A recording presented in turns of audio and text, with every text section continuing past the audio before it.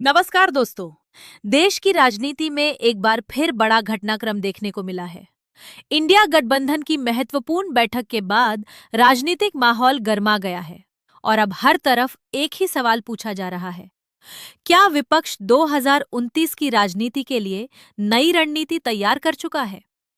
बैठक में शामिल नेताओं ने कई अहम मुद्दों पर चर्चा की। सूत्रों के मुताबिक गठबंधन को मजबूत करने, साझा रणनीति बनाने और जनता से जुड़े मुद्दों को प्रमुखता से उठाने पर विशेष जोर दिया गया। यही वजह है कि इस बैठक को विपक्ष के लिए बेहद अहम माना जा रहा है।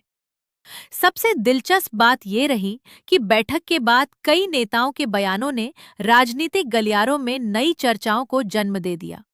राजनीतिक विश्लेषकों का मानना है कि विपक्ष अब केवल सरकार की आलोचना तक सीमित नहीं रहना चाहता, बल्कि एक वैकल्पिक राजनीतिक एजेंडा पेश करने की तैयारी में भी दिखाई दे रहा है। हालांकि चुनौतियां भी कम नहीं हैं। गठबंधन में शामिल दलों की अपनी अपनी राजनीतिक प्राथमिकताएं हैं। कई राज्यों में यही दल एक दूसरे के खिलाफ चुनाव लड़ते रहे हैं। ऐसे में सबसे बड़ा सवाल यही है कि क्या इंडिया गठबंधन लंबे समय तक एकजुट रह पाएगा? दूसरी तरफ सत्ता पक्ष लगातार यह दावा कर रहा है कि विपक्षी दल केवल चुनावी मजबूरी के कारण साथ आए हैं और उनके पास कोई साझा दृष्टिकोण नहीं है। सत्तारूढ़ नेताओं का कहना है कि जनता विकास और काम के आधार पर फैसला करती है, जबकि विपक्ष इसे लोकतंत्र और जनहित के मुद्दों से जोड़कर देख रहा है। इंडिया गठबंधन की बैठक में सभी दलों ने 5 बिंदुओं पर अपनी सहमति जताई है। पहला, ये सहमति बनी कि एसआईआर और मतदाता सूची में हेरफेर तथा चुनाव की निष्पक्षता के संबंध में भारत के मुख्य न्यायाधीश को एक पत्र भेजा जाएगा। ये पत्र उन्हें शीघ्र ही सौंपा जाएगा। दूसरा, लाखों छात्रों को प्रभावित करने वाले अनेक गंभीर मुद्दों की स्थिति को देखते हुए ये सर्वसम्मति से निर्णय लिया गया कि शिक्षा मंत्री को तत्काल इस्तीफा देना चाहिए। ऐसा इसलिए क्योंकि उनके कार्यकाल में नीट और सीबीएसई परीक्षाओं में लाखों युवाओं के साथ विश्वासघात हुआ है। नतीजा है कि आज लाखों युवा सड़कों पर खड़े हैं। और तीसरा, वर्तमान में बढ़ती गंभीर आर्थिक स्थिति, बढ़ती बेरोजगारी, महंगाई, अत्याचार और किसानों के मुद्दों को हम उठाते रहेंगे। केंद्र सरकार को जन सरोकार से जुड़े मुद्दों पर एक सर्वदलीय बैठक बुलानी चाहिए, जिसमें हम इन सारे मुद्दों को उनके सामने रखेंगे।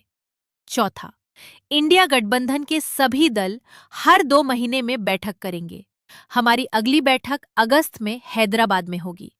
और 5वां बिंदु था, मॉनसून सत्र के दौरान संसदीय समन्वय जारी रहेगा और हर सुबह नेता प्रतिपक्ष के कार्यालय में समन्वय बैठक आयोजित की जाएगी। अब राजनीतिक समीकरणों पर नजर रखने वाले विशेषज्ञों का कहना है कि आने वाले महीनों में इंडिया गठबंधन की अगली गतिविधियां बेहद महत्वपूर्ण होंगी। अगर गठबंधन अपने अंदरूनी मतभेदों को नियंत्रित कर पाता है और एक साझा रणनीति के साथ आगे बढ़ता है, तो राजनीतिक मुकाबला और दिलचस्प हो सकता है। लेकिन कहानी यही खत्म नहीं होती।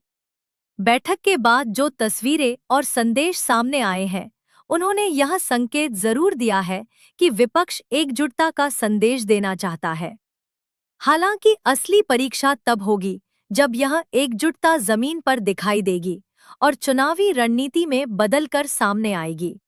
फिलहाल इतना जरूर कहा जा सकता है कि इंडिया गठबंधन की इस बैठक ने देश की राजनीति में नई बहस छेड़ दी है। आने वाले समय में इसके क्या परिणाम निकलते हैं, इस पर पूरे देश की नजर बनी रहेगी। आपकी क्या राय है? क्या इंडिया गठबंधन भविष्य में बड़ा राजनीतिक प्रभाव छोड़ पाएगा या फिर यह केवल एक राजनीतिक प्रयोग बनकर रह जाएगा? कमेंट करके अपनी राय जरूर बताइए। वीडियो पसंद आया हो तो लाइक करें, शेयर करें और चैनल को सब्सक्राइब करना न भूलें। धन्यवाद।